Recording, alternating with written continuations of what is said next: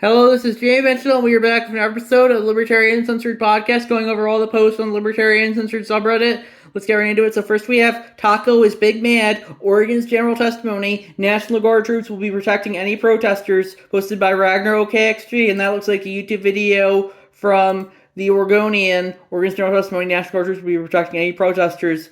And yeah, personally, I think all this National Guard stuff is mostly just political theater, as I've stated in many past episodes. But regardless, if ultimately, it does come down to what the state wants to do, and ultimately, if Trump wants to say, "I'm going to send the National Guard to Portland to prevent crime," and he does that, that's on them. But if the Oregon government wants to say that they won't be doing that, they'll be protecting protesters instead. Ultimately, it comes down to whoever authority they want to follow. Ultimately, the politicians up at the state and federal levels can say whatever they want to, but what matters is how the laws are actually enforced. So it doesn't really matter what Trump or the courts say. It matters what the actually people are willing to justify, and that's my thought on that issue.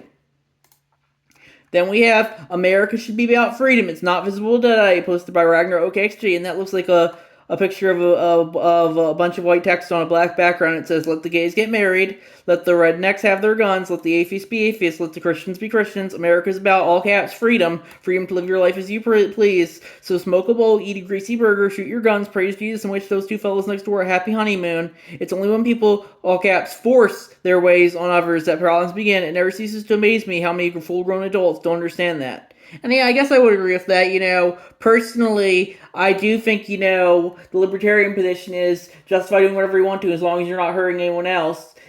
Personally, I do think you could make the argument that, some people doing stuff in public that, is very out there, like, jerking off in the park to, like, bluey porn, that could be considered harmful. But, personally, I think the libertarian position is as long as you're keeping to yourself and not forcing anyone else to join in your activities, then you should be able to do whatever you want to, even if it's really indefensible, like jerking off to, like, child porn or snuff films in the public park. And yeah, I personally don't want to think that's freaky, weird, and would vocalize as such if pressed on it. But ultimately, the libertarian position is, as long as you're not hurting anyone else, you should be allowed to act as freaky as you want to in public, as long as you're keeping to yourself and not forcing yourself on others. And that's my thoughts on that issue. Then we have what's really at stake in the Kilmore Abrego Garcia case from Reason.com, posted by Jedi Porcupine. And yeah, personally, I don't really. I think that the Kilmore Abrego Garcia is just the one they want to push the most because he's probably one of the more innocent ones. But yeah, personally, I wouldn't be surprised if he's a crisis actor. Because a lot of the people who are getting deported are sent to prisons to CCOT in El Salvador or sent to Alligator Alcatraz in Florida. They're going to be a lot less sympathetic than this guy is, and that's very much why they push him so much. Personally, I don't know if he should have. If they should have gone after him, I think he wasn't illegal, but I don't think he wasn't involved in any gangs, or at least not too much. But ultimately, the state can justify going after whoever it wants to go after, and it just goes to show you, that they don't even need really a pretext anymore. They can just say you look like a gang member, and then that's that. And that just goes to show you, when the state having the monopoly use of force means it can pretty much justify doing whatever it wants to justify, and sometimes there's nothing you can do about it. Next we have Matt Welch. Kristi Noem is an authoritarian, Donald Trump is an authoritarian, and Stephen fucking Miller. Now Trump wants to use a person in a frog suit and some old lesbian grandmothers as an excuse to do things. He said today we should put the Illinois governor in jail, posted by B. Hart Hari, and that's a crossroads from the We the Fifth subreddit. And yeah, personally, I would agree that all those guys are authoritarians, but I definitely do think Trump does definitely want an excuse to justify doing whatever he wants to with the National Guard. But with that being said, the the Democrats tried to put Trump in jail, and Reddit thought it was the greatest thing ever. But now Trump says, "Oh, we should put the Illinois governor in jail," and Reddit says he's going after his political opposition. And that just goes to show you, Reddit has no values other than in group good, out group bad. I'm sure that at this point, if the next Democrat president opened up re-education centers for MAGA for Trump's voters in general, people considered MAGA, Reddit would think it's the greatest thing ever. But if that happened under Trump now to the Democrats, Reddit would think he's literally Hitler. And that just goes to show you that, these people have no values. They only have orange man bad, my team good. Next, we have man arrested for threats of mass violence for posting memes critical of Donald Trump and Charlie Kirk. Posted from WOPclive.com, posted from Dr. Who 07, and that's a cross post from the law subreddit. And yeah, personally, I don't think you should go to prison just for posting memes. But Reddit was completely fine with that when they went after Douglas Mackey for posting a meme saying "text here to vote for Hillary" in 2016. And yeah, it just goes to show you these people have no values, only teams. I'm sure if a Democrat was president and a man posted memes that were considered critical of Joe Biden or whoever the Democratic president was, Reddit would think it's the greatest thing ever that he would be arrested for threatening mass violence. But since it's the orange man arresting people for memes critical of him and Charlie Kirk, suddenly it's the worst thing ever. Next we have 2024-2025 book bans by state, posted by CH4Locks, and that's a cross post. And that's a picture of an image that says Banned Books Week 2025. For the third straight year, Florida recorded the highest number of school book bans by instance of book bans in the 2024-2025 school year. And it says Texas, it's got some text over the ones with the most bans. Texas 1781 bans, Tennessee 1622 bans, Florida 2304 bans. And yeah, personally, I loathe the term banned books. I would say, it's taxpayer dollars shouldn't be going to schools if the parents don't want the books in them. And it's very much, I'm sure that a lot of the same people who are writing about banned books would freak out if they ever saw a book like the Turner Diaries or Mein Kampf or the Protocols of the Elders of Zion in a school library, and they try and take it out and steal it and burn it. But suddenly, it's just very much a way for them to say, these guys are authoritarians. In reality, if a book is available publicly and it's just not in the school library, that doesn't mean it's necessarily banned. I would say the libertarian position is, ultimately, if school libraries are going to be subject to the discretion of the states, especially public school libraries, since the public schools are run by the government. But ultimately, any book is ultimately going to be held in a library, ultimately whatever people are willing to have in there. And yeah, personally, I just think it's kind of, a stupid argument, because the same people who would say, "Oh, read banned books," would freak out if they saw you reading a book like the Turner Diaries or Mein Kampf or the Protocols of the Elders of Zion in public. But since these are the good banned books about all the LGBTQ whatever letters they've added as well, people, suddenly, it's the issue we should care the most about. And that's my thoughts on that issue. And that chart looked like it was from PEN America, by the way. That's what I think it said in the lower right corner. And next we have Ukraine to nominate Trump for Nobel Peace Prize if he secures ceasefire with Russia, from KievIndependent.com, posted by Donald Key.